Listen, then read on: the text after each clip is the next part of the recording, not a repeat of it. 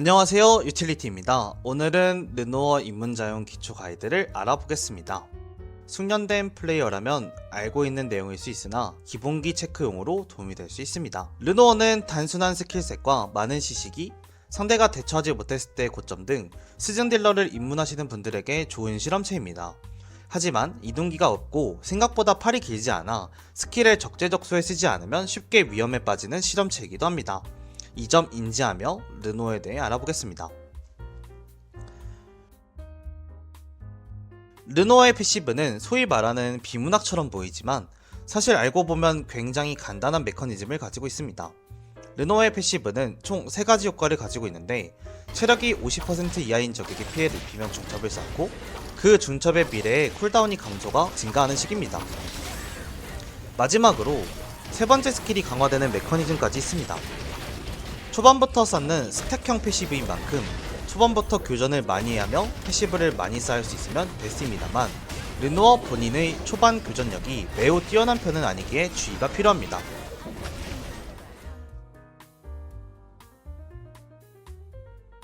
르노어의 Q는 주력 딜링기이자 포킹기로 르노어의 핵심을 담당합니다. 짧은 쿨타임 덕에 교전 중 여러 번 누를 수도 있고, 방향은 고정되지만 사용 중 움직일 수 있기에 포지셔닝 잡기가 용이하며 사용 중 블링키까지 사용할 수 있습니다. 강화 시엔 간단하게 피해량이 증가합니다. 맞췄을 때의 피해량은 경악스럽지만 그 대신 부가적인 효과가 전무하기에 W나 이 강화가 필요하지 않는 프리딜 구도 혹은 근딜 상대로 포킹을 하는 구도에서 주로 사용됩니다. W는 예상외로 활용도가 상당히 높은 스킬입니다. 처음 보았을 땐 생존기 정도로 판단할 수 있지만 단순한 생존기 이상의 가치를 지니고 있는 스킬입니다.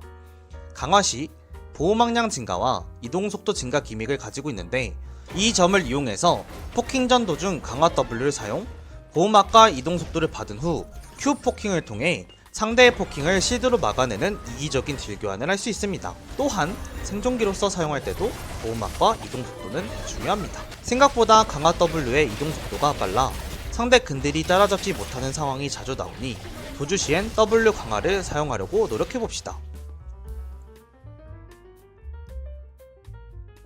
이는 단독으로 쓰기보단 다른 스킬과 연계했을 때 빛이 나는 스킬입니다. 맞췄을 때 적지 않은 피해량과 함께 상대방을 중앙으로 끌고 오기 때문에 이후 르노어의 직선 스킬이 쉽게 맞도록 도와주는 역할을 합니다. 특히 강화 Q나 궁극기를 연계했을 때의 리턴 값이 높은 편입니다.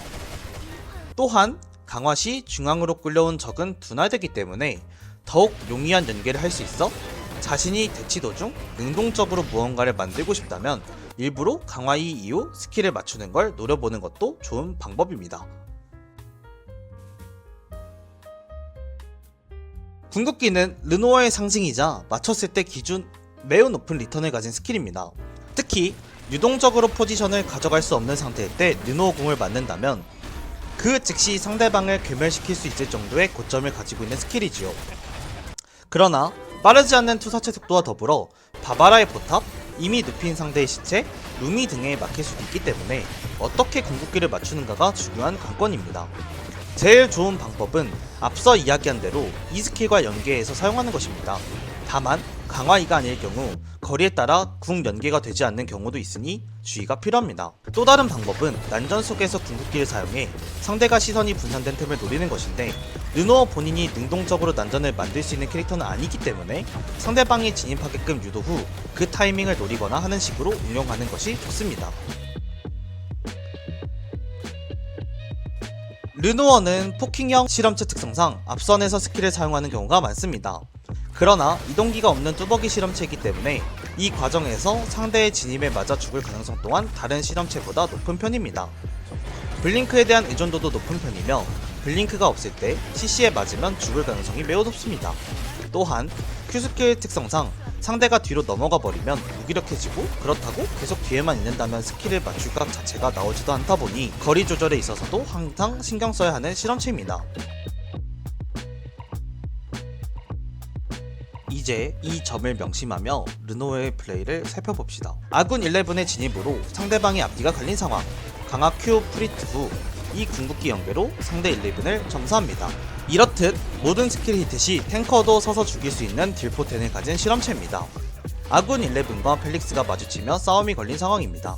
11의 도발과 연계에 펠릭스에게 궁극기를 맞추고 펠릭스를 노려보지만 어떻게 펠릭스가 잘 살아가고 이후 딜을 넣는 과정에서 버니스에게 노출됩니다. 침착하게 Q 이후 강화 W를 통해 이속 버프를 받아 빠져나가고 칼날을 마무리한 T1이 합류하며 교전을 승리합니다. 골목길에서 상대방과 대치하는 상황, Q 포킹 후 강화 2를 노려보지만 실패합니다. 상대방은 포킹 스킬이 없기 때문에 강화 W를 활용할 필요가 없어 Q와 2로만 포킹, 다음 강화 2를 적중시키면서 하트에게 큰 피해를 입히는 데 성공합니다. 그제서야 상대가 들어오지만 타이밍 좋은 르노 궁이 키아라에게 적중했고 포지션을 신경 쓸 수 없던 상대방이 결국 르노 궁에 쓸려나가며 교전을 승리합니다. 이번엔 임시궁구에서의 대치 상황입니다. 마찬가지로 강화를 쌓아놓은 뒤 이 궁극기 연계, 여러 명이 궁극기를 맞지 않기 위해 상대방의 포지션이 와해되어 바바라가 고립됩니다. 블링크 W, 속박 연계로 바바라를 잡아내고 이후 교전까지 승리합니다. 아군이 계열 상자를 먹고 라우라와 함께 균열을 통제하고 있는 상황입니다. 갑작스러운 케네스 팀의 난입으로 2대3 교전이 일어난 상황. 케네스를 제외한 2인에게 강화 2를 맞춘 덕에 상대 합류가 느려졌고 케네스에게 맞춘 궁극기가 타이밍 좋게 좁은 곳에서 터지며 2대3 교전이었음에도 터미네이트를 만드는 모습입니다. 르노 궁극기의 고점을 제대로 보여준 교전이었네요. 상대 덴마의 진입으로 시작된 교전.